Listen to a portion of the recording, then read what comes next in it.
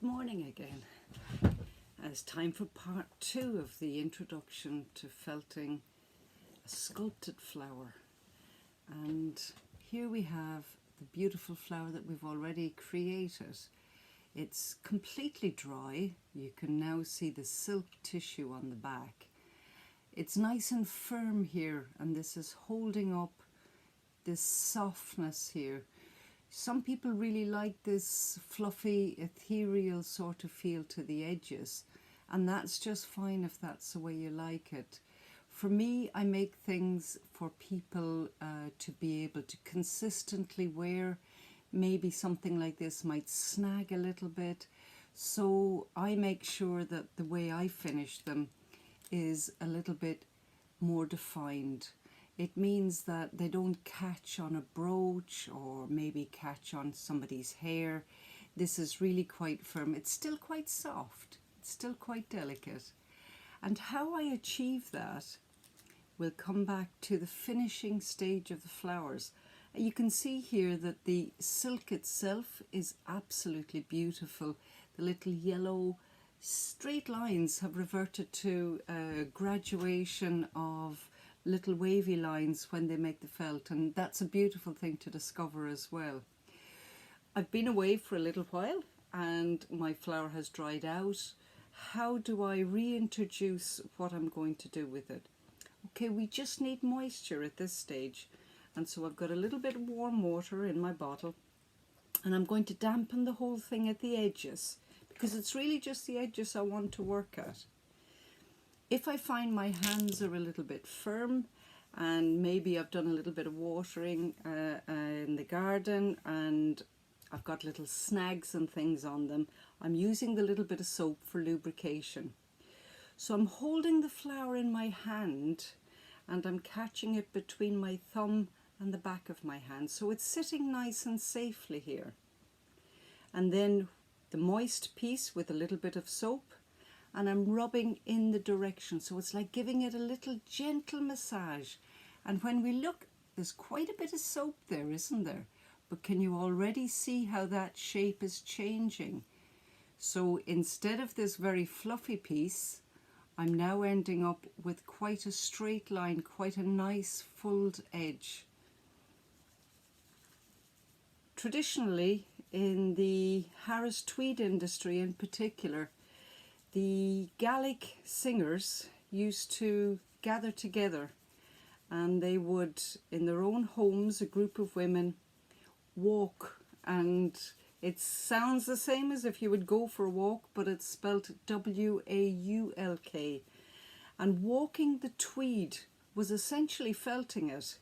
So this open weave needed to be tightened up so that it was more waterproof and windproof in the rough climate of the Highlands of Scotland. We're doing exactly the same thing here. We're going around, we are using moisture.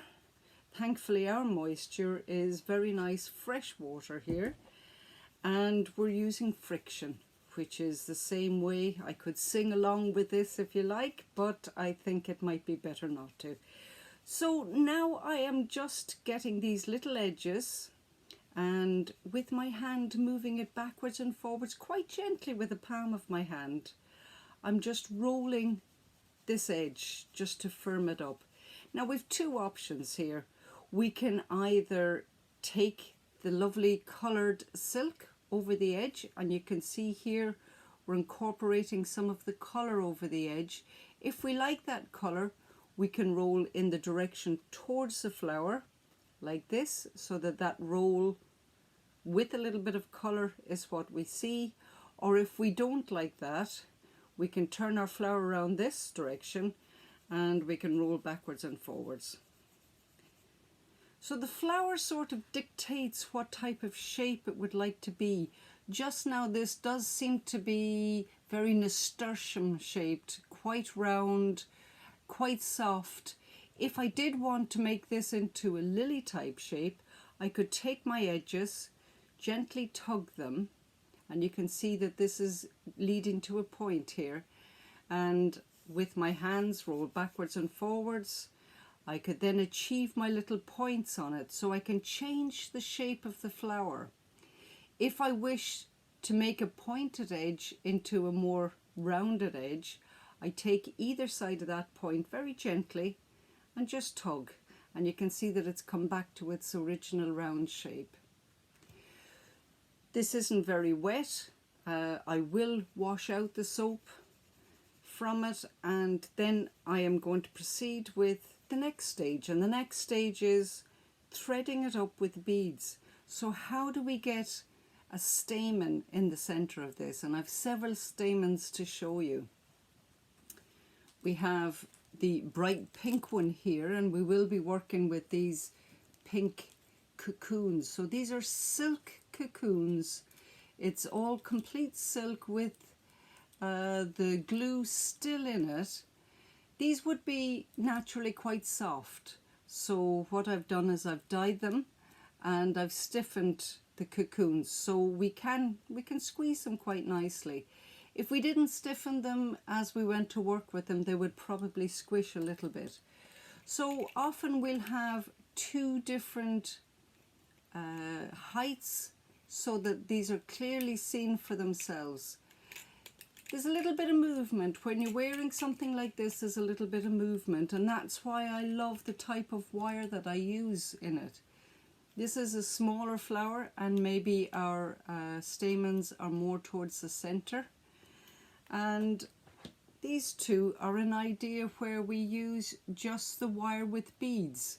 So instead of using the silk cocoons, we use just a selection of nice beads. And again, altering that size makes a difference how they sit. You see both of them visually. Of course, it doesn't have to be just 2 stamens.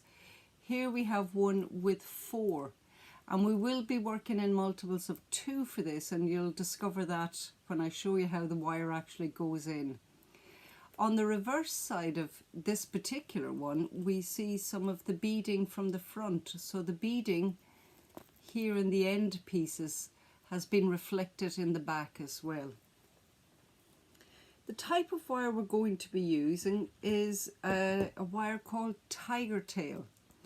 And tiger tail is wonderful. It's really, really strong. It's made it specifically for beading. It has one slight disadvantage, which is not a problem for us, but it does crimp. So if I bend it over, unfortunately that bend stays in it. We're going to thread with a needle our wire, and we're going to push the needle through the center, right through, so it comes through the bottom. And if this is difficult for you, a pliers is a really useful thing to save your fingers. So I'm pulling the wire and the needle through, and at this stage I can remove the needle. Now I have one end through here, but I need both ends. And sometimes when we make quite a delicate piece, if I thread this wire back through, it can pull. So I'm making sure that I use a bead. And one of the beads I'm going to use is just a simple silver bead, and just threading that on. I'm going to put my needle back on at this stage. So the needle gets threaded back on, and once more this threaded needle with the bead on goes back through. And again, I'm watching my fingers, so I'm using my pliers, and I'm coming right through the very center of the flower. You can see the needle coming up here, and with the needle comes the wire. So you understand now why we have that bead on the back. We have the bead to hold these 2 pieces of wire through, and this is why I was explaining we work in multiples of 2 if we want more than 2 stamens, because this is completely secure now. What we end up doing at this stage, we'll have chosen our beads, our very fine beads to thread, and we're using the wire like a needle. So tool wise, we're not needing much at all. For me, I find it's easier if I put these in the palm of my hand, and if I use my little wire just to thread them. So we're going to be threading to completely cover this, and when we are going to be deciding how long would we like that piece of wire, how long would we like it, we have to choose how we're going to wear it. Will we wear it this way? Will we wear it this way? We have to decide before we plan out where our stamens are going to hang. So in this case, we wanted them to be just to the edge. You might choose to have them a little longer or a little shorter. That's all personal taste. So I'm going to get on with threading and beading all of these very small beads. And at the end of that, the next task I'm going to be doing is taking my silk cocoons, and I am going to use silk cocoons in this case. And the silk cocoons that will be with your kit, if you choose to go that direction, have been stiffened and coloured, but there isn't a hole in them. And the secret to making a hole is from the inside out. If we push the hole in here from the outside in, sometimes we can crumple up the edge. So we've got the hole in here, and then I can thread my wire through here at the end. And usually in your little pack, you will have some beautiful beads, and we have what we call spacer beads. Spacer beads are nice and glitzy, but they're flat. So when they're placed on the flower, you can see here, they just add a little bit of glitz, and it's a contrast with the shape of the beads that we have on the stamen itself. Then usually we will put our beautiful silk cocoon, and we extend out the end of it for beading. Once we come to the very end of the first piece, and we only do one at a time, just in case the phone rings and we let it down and all the beads go all over the floor, and I've done that lots of times, we will use our little pack of crimp beads. Now, a crimp bead is a metal bead, and it's a squish bead if you think about it that way. And what we do is we take the very, very end and we put on our metal bead, and then we'll use our pliers and we'll squish it essentially. That'll make a stop. That's like a stopper at the end of it.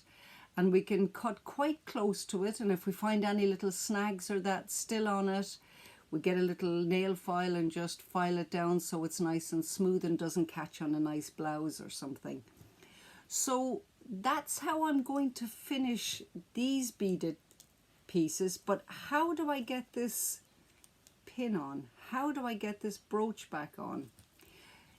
I make some of these that do have your normal stitch on pieces, but I find that they swing a little bit because this is quite a big flower, and some people of course choose to wear them maybe in their hair. They may choose to wear them on a handbag, or sometimes people just pop them in a little vase and they look very pretty. So how do I get this pin on? The pin comes in two parts. It's got its pin part and it's got its protective end, and it's important that you have the protective end. Now again, we've got a little pin point at the end of this, and it's a good idea to pop a little bead in the same color range, and you saw how we complemented the end of this one with what was on the front, and we're going to do the same with this with a little blue bead on it. And I choose the way that it's going to be worn. So if it's going to be worn in this way, which I think sits very nicely, I'm going to turn over the back, and I've got my finger on the inside, and between the layers I'm very, very gently going to push this up. Just push it maybe about 3/4 of the way. All the time I'm checking on the other side, do I see a little band of silver? If I do, I gently pull it back out and just adjust it so that it fits right up in between the two layers. I'm coming out at about 3/4 of the top, and I'm going to pull it right up to the top, and you can see now that this bead has held that really nice and stable in there. If this was a very fine piece of felt, if I didn't have the bead, it might pull through. The next portion of what we do is we take our pliers and we turn this back once. If we do it once, it swings a little bit. You've seen that I've held down the fabric of the flower, and I push the flower down in my hand and I squeeze just once. So turned once, squeezed once. And the squeezed once means that it stays still. And also, because I've pushed that down, when I pull this back up, it becomes invisible where we folded it over. So this has given me a really stable finish to this. And again, before I go to work with it, I'm going to put on my protective end piece.